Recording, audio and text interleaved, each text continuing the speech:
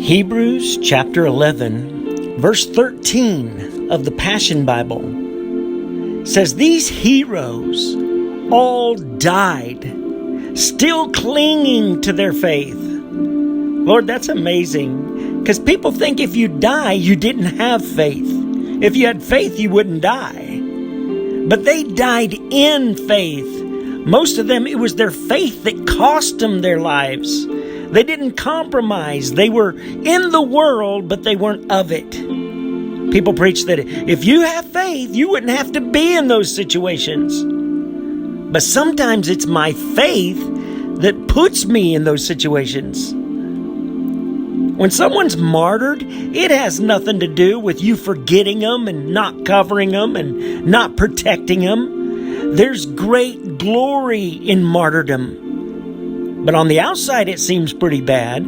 But if I would bump into a martyr right now, there's no way I could ever talk him out of that decision, because it's his legacy forever.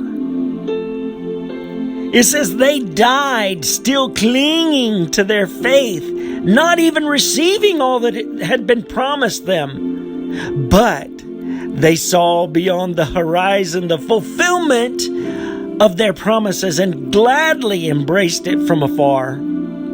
They all lived their lives on earth as those who belong to another realm. Verse 14, "For clearly those who live this way are longing for the appearing of a heavenly city."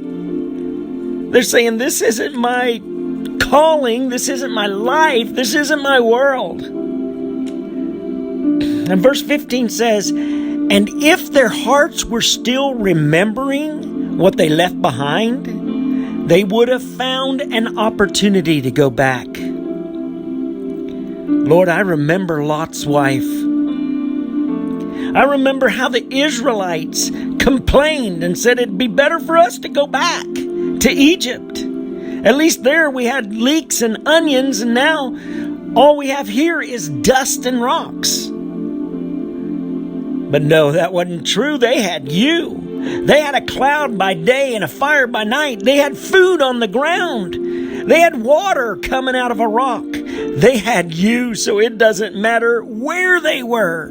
You were there.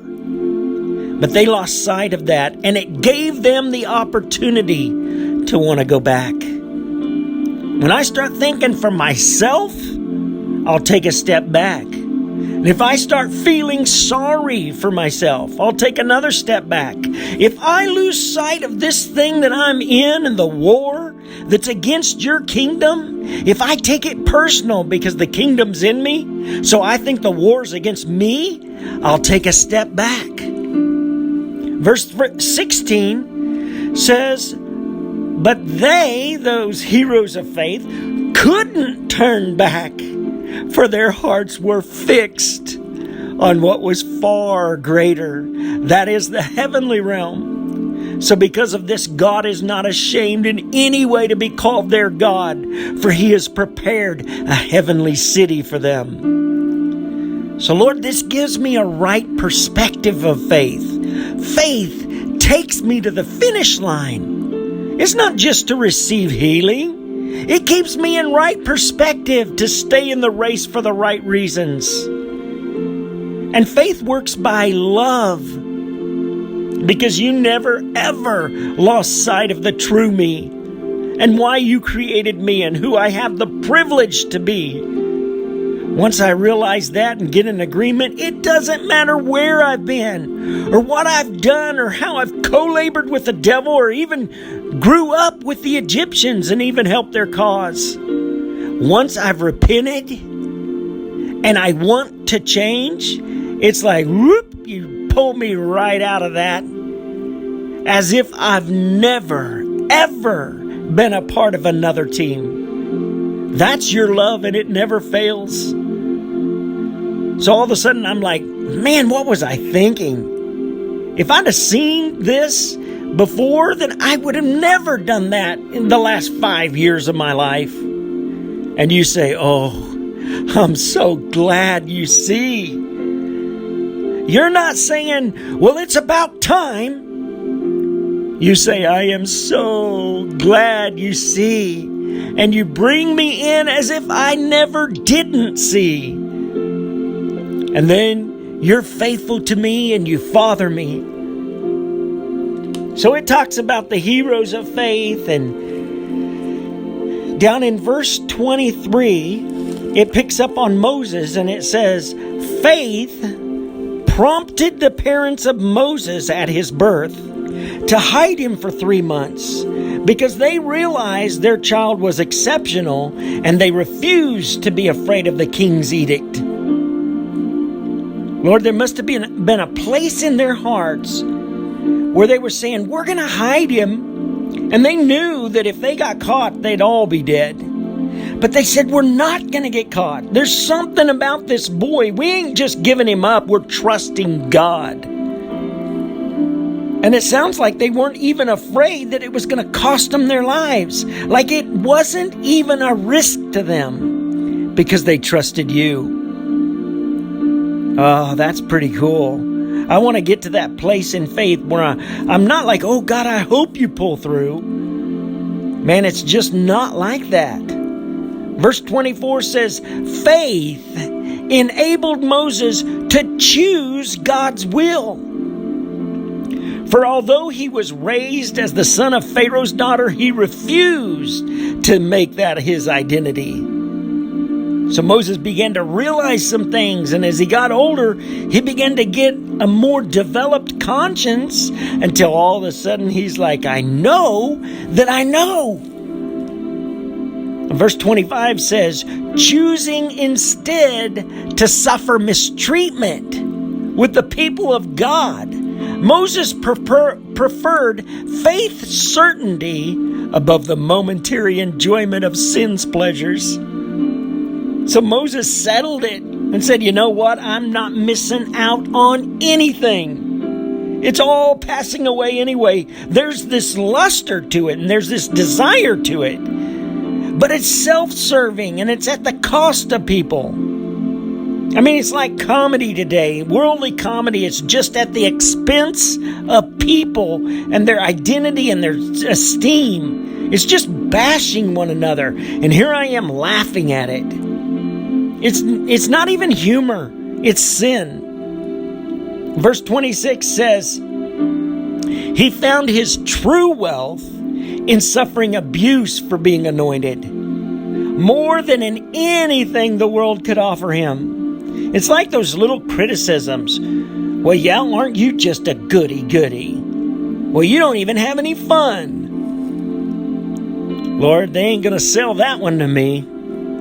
I'm having so much more fun than the person that's living in the deepest of sin. I'm sure of that. Because I have peace in my heart.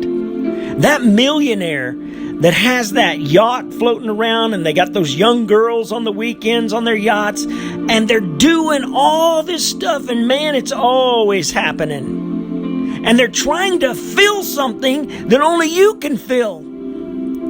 And it's just like anything else. You have to keep taking the shot in the arm. And it consumes you more and it drives you more and it owns you. And you have to do it more to stay okay. And the more you do it, the more you have to. It's like a drug addiction or alcoholism or sexual addiction. It goes on to say in verse 26, for his eyes looked with wonder, not on the immediate, but on the ultimate, faith's great reward. Lord, I know heaven and earth are passing away, but your word remains forever. The things I see are temporal, but the things that are unseen are eternal. That's what living by faith is all about. And in 1 Peter 4:1, it says, since Christ, though innocent, suffered in his flesh for you, now you also must be a prepared soldier having the same mindset. For whoever has died in his body is done with sin. So putting down my flesh, not feeding its appetites, not letting the voice of the flesh that I've been trained by to have that voice anymore in my life. But now I'm saying, flesh, you're not in charge here. I don't care how you feel. You're seeking God and we're praying. You've lost your authority and now you're following the Spirit of God that's in me. And you agree with my soul. And then I say, Father, I'm here and I worship you. And I don't give in and just become a blob of flesh and say, whatever. Well, I just ain't feeling it today, Lord. No, I don't live by how I feel. I live by what I believe. And what I truly believe is what I manifest and pursue. My life determines my faith. I'm judged by my works because my life lived is the expression of my heart belief. What I live is what I really believe. You won't be asking me in the end what I believed. My life lived will reveal what I believe. So, Lord, I want to learn to live by faith. I want to learn how to express that faith. Because if not, I'll believe that you're Lord, and yet I'll believe all these other things that'll cause me to live like you're not Lord. So then I've got this counter thing going on, and it puts me in turmoil. And then that hinders my ability to approach you. Because I've got all this static and muddy stuff going on, and I don't feel clean in my conscience and clear in my face to look up and say, thanks for loving me. Because I don't feel lovable. And I feel like I'm failing, or I'm not as good as I should be, or I'm not doing as much as I should be doing. And I've got myself identified through my life instead of through your life. And I've lost sight of truth. Verse 27 says, holding faith's promise, Moses abandoned Egypt and had no fear of Pharaoh's rage because he persisted in faith as if he had seen God who is unseen. Lord, I see what Moses did. He abandoned Egypt. And that was a real draw because he was living like a prince in Egypt. He had the lifestyle of a prince. And it was by faith that he abandoned that. Because in that day, he didn't have what I have to step into. I step out of myself and into you. But Moses stepped out of being a prince into bondage and slavery and the oppression of the Hebrew people. That's a totally different picture than I've got. I'm stepping out of muck and mire and perversion of the world and self-centeredness and self-seeking lust and desire. And I'm coming out being sanctified and set in your kingdom of love. And your Spirit comes and He fills me and cuddles me and coos me and puts me to sleep and wakes me up and walks through the day with me. But Moses abandoned the life of a prince to be with a bunch of guys who are forced to make bricks for Pharaoh. And you gave that to me as a picture and a type and a shadow, an analogy for the bondage of sin. Being under the control of another, a taskmaster. Being in bondage to Pharaoh, a type and shadow of Satan, trapped under sin. They're in the muck and mire daily. They're slopping around in the mud, making bricks to build another man's kingdom. Because that's what sin is. It's actions that build the kingdom of another that I wasn't even created to build. I'm created for your kingdom. But sin builds the kingdom of another. And it puts me in that bondage and in that muck and mire of sin. But you saved me from that muck and mire of sin, and I'm not treading in that mud. Not anymore. I'm not making bricks for Pharaoh so he can build his monuments. That's what those Hebrews were trapped doing. They were laboring under the bondage of another, building his kingdom when they were created as your people. That's how wretched a life of sin is. And that's why I thank you so much for your conviction. Conviction just means light. I want conviction. When I was younger, I didn't want conviction. My flesh was roaring and raging, and I didn't even want to hear truth. But this says that Moses had no fear of Pharaoh's rage. So he's not looking over his shoulder for the devil. People fear the devil's out to get them. But I want my eyes on you, and if the devil does show up, he'll be so exposed in your light that he'll be powerless to deceive me. And it goes on to tell what faith does. It says, because he persisted in faith as if he had seen God who is unseen. Lord, for some reason, the sensuality of man causes us not to want to live that way, when really it's the greatest way to live.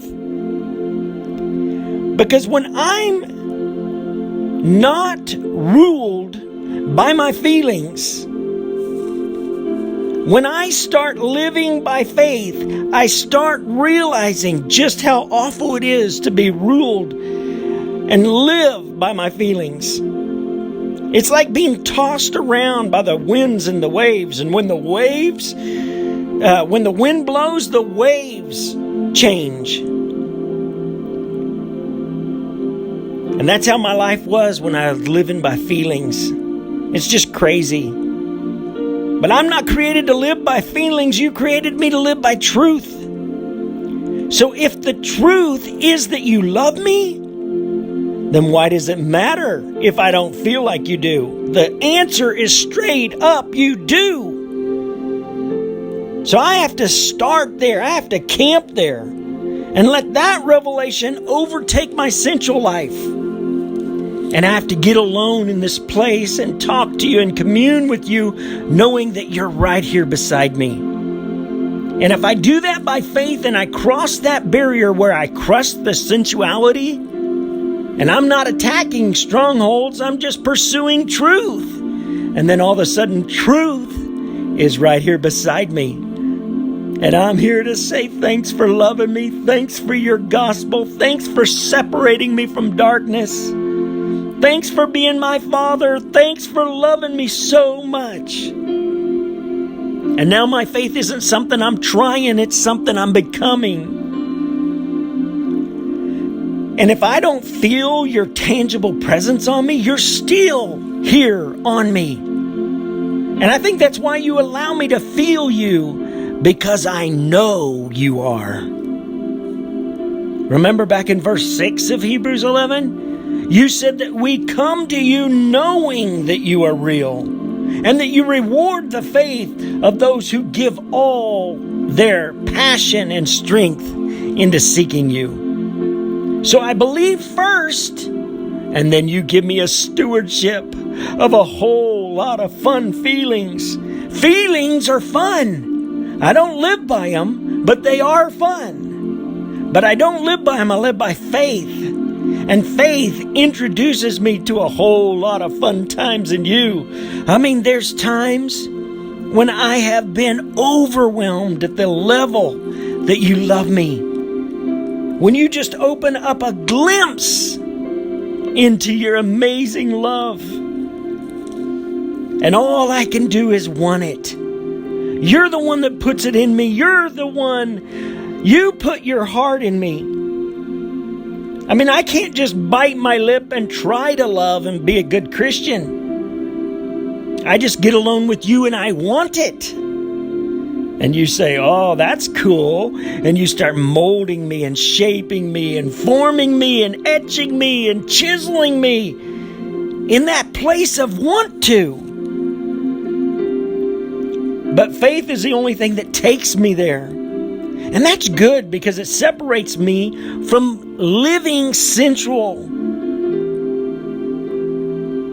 where I'm not doing good unless I'm feeling good. And if I'm feeling all alone and I feel a void inside, I can still say, Father, I thank you I'm not alone. You're right here inside of me.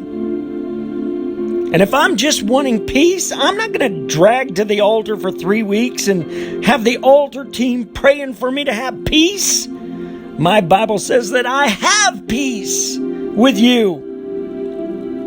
Because if I'm having them pray for me for 3 weeks, the whole time I'll be so aware of not having peace that I'll be desperate to feel peace instead of knowing you. And the next thing I know, it's like, maybe I've done something wrong, and maybe there's curses in my life. Maybe it's my great-grandmother. She might still be in the way. But really, all I have to do is stand up and believe that you're the Prince of Peace and you've made peace between me and God. And I have total access to the Father through you, Jesus. And I have peace with you, and I'm justified by faith. Romans 5:1. If I'm justified by faith, then I have peace with you. I get there by faith, and I know that I know that I know. And then Hebrews 11 goes on to give testimony after testimony of people that love not their own lives. And in verse 32 it says, "And what more could I say to convince you? For there is not enough time to tell you of the faith of Gideon and Barak and Samson and Jephthah and David and Samuel and the prophets." Verse 33, "Through faith's power they conquered kingdoms and established true justice. Their faith fastened on to their promises and pulled them into reality. It was faith that shut the mouth of lions." Verse 34, "Put out the power of raging fire." Lord, when Shadrach, Meshach, and Abednego was face to face with the raging fire, they wouldn't change their view of you no matter what. Satan is so used to people changing their view when the fire gets hotter. Once I pray and believe you and I take a stand and say who you are, then the heat gets turned up, and that's when I find what I really believe. Faith is found in the place where I have every reason not to believe in the natural. You remember Bartimaeus was sitting blind by the roadside and he cried out to you? Somebody must have mentioned that you were near, and he believed that you were the Messiah. And he cried out to you and he said, "Jesus, Son of David, have mercy on me." And then it didn't even seem like you looked at him because you just kept walking. You didn't stop. And that's enough natural evidence right there for a person to believe that it wasn't your will to heal him. Hey, I called out to God and he didn't answer. And then people started grabbing a hold of that and saying, "Hey, would you just hush up and stop making a scene? There's a lot of other people here to see Jesus." And they tried to hush him. And it appeared that you didn't even take interest. So there was enough evidence for Bartimaeus to just go quiet. But that isn't faith. Faith isn't found because I have a need and somebody told me that you're able to heal me. Faith is found in believing who you are and why. Faith works through love. It has nothing to do with me having a need and your book having a promise. Bartimaeus is faced with every reason not to believe. And that's where you find true faith. Because no matter what the outward circumstances, you were passing by. People were telling him to hush. People saying, "Bart, if he was going to heal you, he'd have already done it by now. In fact, if he wanted you to see, you wouldn't even be blind in the first place." All that's out there, Lord. And then I got to process all that in my natural mind and assess that in the intellect. And in Bartimaeus' heart, he was saying, "What do you mean, hush? He's the Christ. He's the Messiah. He's my Savior. Jesus, Son of David." And he yelled above all the chitter chatter, and he yelled above all the deception and the lies. all the reasons not to believe. He shouts out above all that, Jesus! And you stopped. You know that man making all that fuss? Bring him over here. Oh, yay. So faith wasn't found because he had an initial need and he cried out. Faith was found when he had every reason to give up and not believe. And remember the Syrophoenician woman? She has that little daughter and she's running to you in her little flip-flop sandals and she's crying out and saying, Lord, Lord, have mercy on my daughter. And the disciples are kind of embarrassed because she's Syrophoenician. So Peter runs up to you and he says, tell her to go away.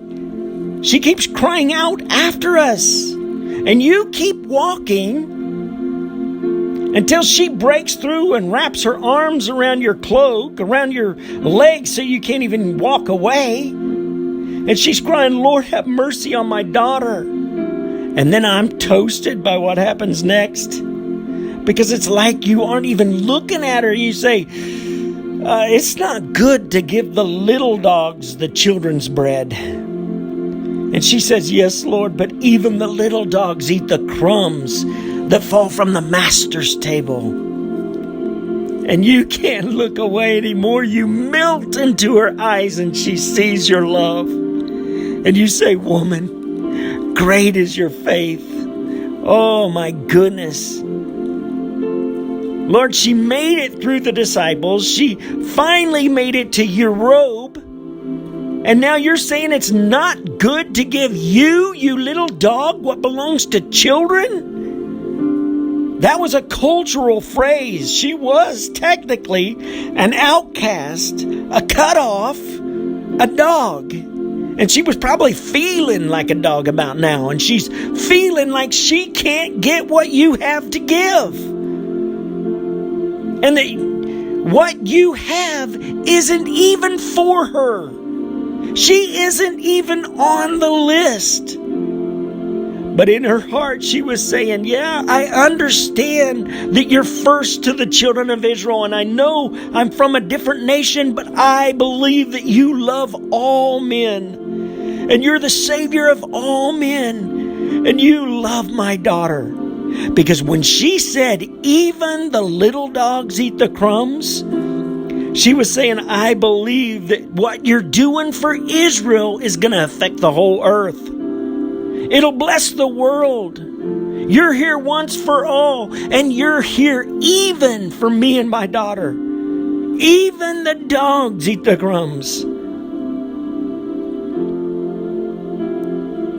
And you smiled, and you acknowledged her faith.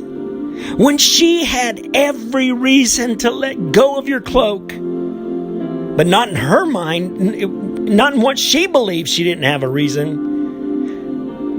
Because see, somehow I've thought that whenever I'm going through trouble, I ought to look like it. But those Shadrach, Meshach, and Abednego boys, they had no smell of smoke, no burns from the fire. But they were in the fire. But you didn't keep them from getting thrown into the fire. You kept them from the power of the raging fire. The stain, the marks, the effects.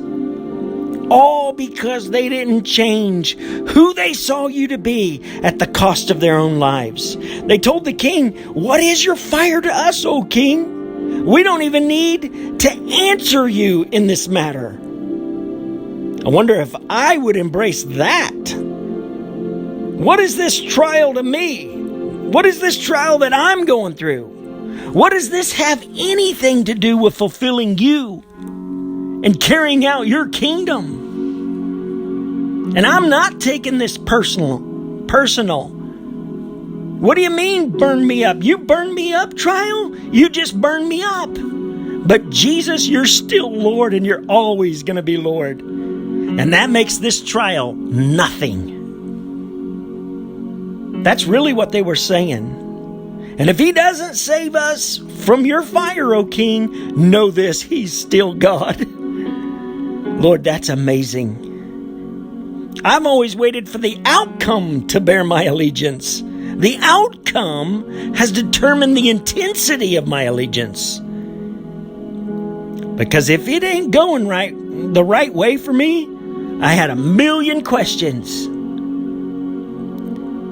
And so the king was enraged because they didn't submit. And the devil gets enraged that I won't bow. So he turns the heat up. But that's funny because the first fire's going to kill him. But isn't it amazing that because it's 7 times hotter, that's worse? But there's a strategy, Lord, that I can learn from. That the enemy is used to turning up the heat where things go from bad to worse. When I pray for something and I get real spiritual and I proclaimed every promise in your word and then I turn and I go out the door and everything just gets worse. As soon as I do that, that's not an accident. That's the devil going, oh, really? Okay. You hotshot Christian? I hear what you say, but I don't believe it's who you are. I believe it's just a confession. And I'll hit you so hard in the stomach, I'll knock those words right out of your mouth. You'll stop saying those so fast you won't even be able to speak them. Because he'll challenge me, because he knows that anybody can initially quote what the Bible says and speak it in hopes for help for any reason. But if it goes from bad to worse, then you find out what really motivates a person and what I'm really made of. And then everyone around me is going to know where the integrity of my life stands.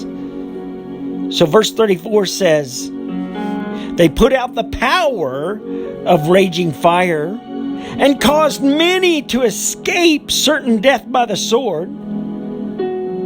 In their weakness, their faith imparted power to make them strong. Faith sparked courage within them, and they became mighty warriors in battle, pulling armies from another realm into battle array. Verse 35 says, faith-filled women saw their dead children raised in resurrection power. And then it takes a turn and it says, yet in faith, it was faith that enabled others to endure great atrocities. They were stretched out on the wheel and tortured and didn't deny their faith in order to be freed because they longed for a more honorable and glorious resurrection. And Lord, I know sometimes what seems like deliverance is wrapped around compromise. In other words, we'll stop beating you if you'll stop living the way you're living. We won't rape your daughters and threaten your family if you'll just chill. Lord, that wouldn't be deliverance. That would be bondage to the enemy. And I don't totally understand the depth of that because I haven't been faced with that. But I've been faced with enough to know that your word is true. And I've been faced with enough to have the privilege not to love my own life and start feeling sorry for myself. And it gave me great honor to hold the cross in integrity high above my own life. The increase that I gain through the trials is priceless. Every time the enemy touches me, he takes the risk of perfecting me. Every time he touches me, he takes the risk that I'm going to be a believer and come out of it with a greater revelation of you. But he still touches me because he believes I won't. He believes I'll fold. He believes that the real me is going to come out like I am. So then he's obliged to keep hitting me. He's such a loser. Verse 36 says, others were mocked and experienced the most severe beatings with whips. They were in chains and imprisoned. Lord, preachers today would think that if these guys would have had a little more faith, they might have had a more convenient and better lived life. Brother, you need to get strong, or you wouldn't be going through all this if you just had faith. No, it was their faith that took them through it. We've misunderstood faith until we think the evidence of faith is perfect circumstances. But that's a deception. It's a lie from hell. Faith has nothing to do with perfect circumstances. Faith has to do with a perfect heart in the midst of trials. You said you'll be with me in the time of trouble. Not that you'll keep me from troubles. You said in the world I'll have tribulations, but in you I'll have peace. So be of good cheer, I've overcome the world.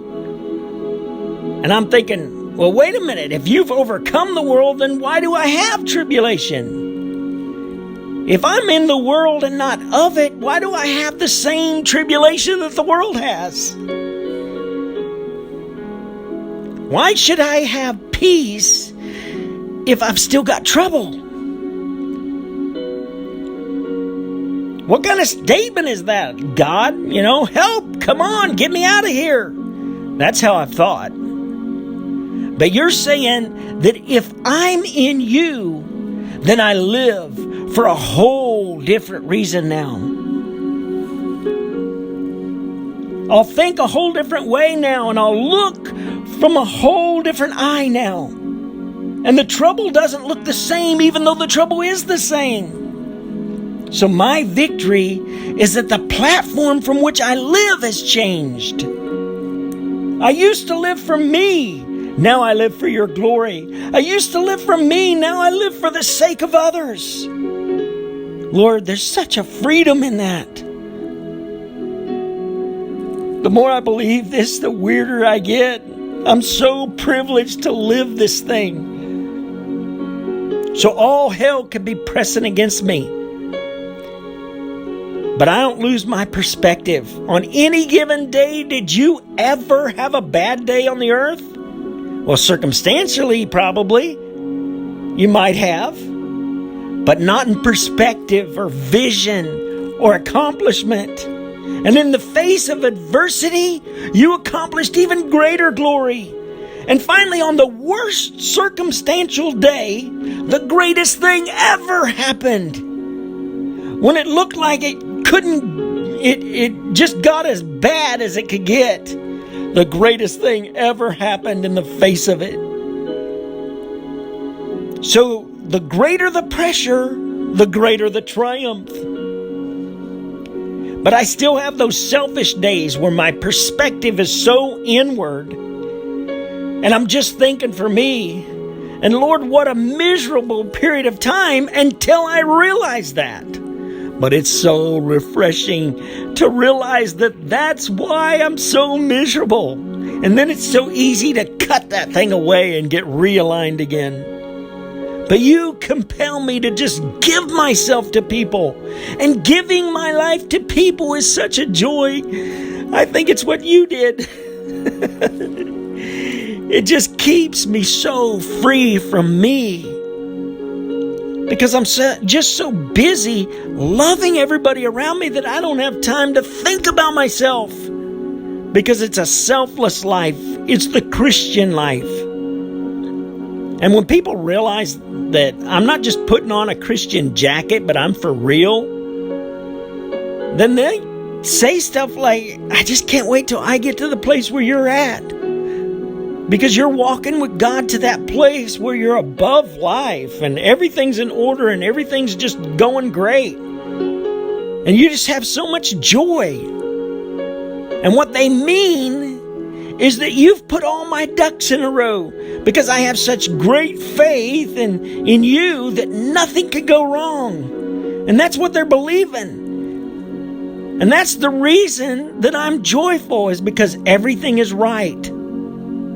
So they're associating their emotional well-being with the circumstances of their life instead of their salvation and the good tidings of great joy.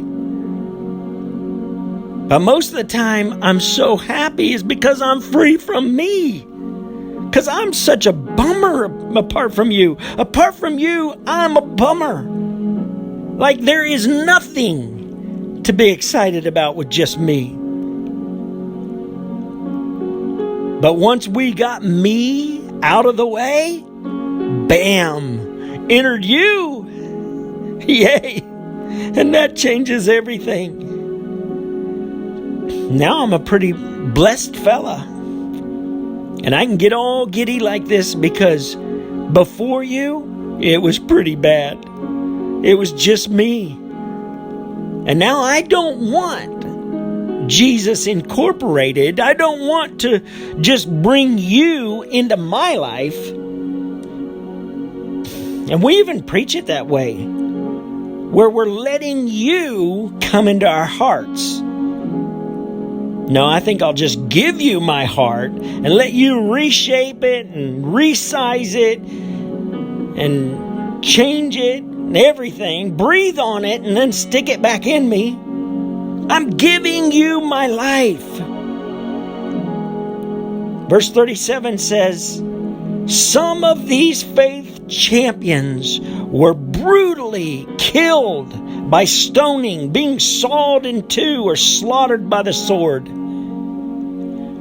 They lived in faith as they went about wearing goat skins and sheep skins for clothing, and they lost everything they possessed, and they endured great afflictions, and they were cruelly mistreated. So for a while there, it looked like all victory and, conquering kingdoms, establishing justice. It's like, yeah. But now it's all the same. Verse 38 says they wandered the earth, living in the desert wilderness, in caves or in barren mountains and in holes in the earth. It doesn't sound like a happy day for the flesh. It doesn't sound like something I would order on the menu.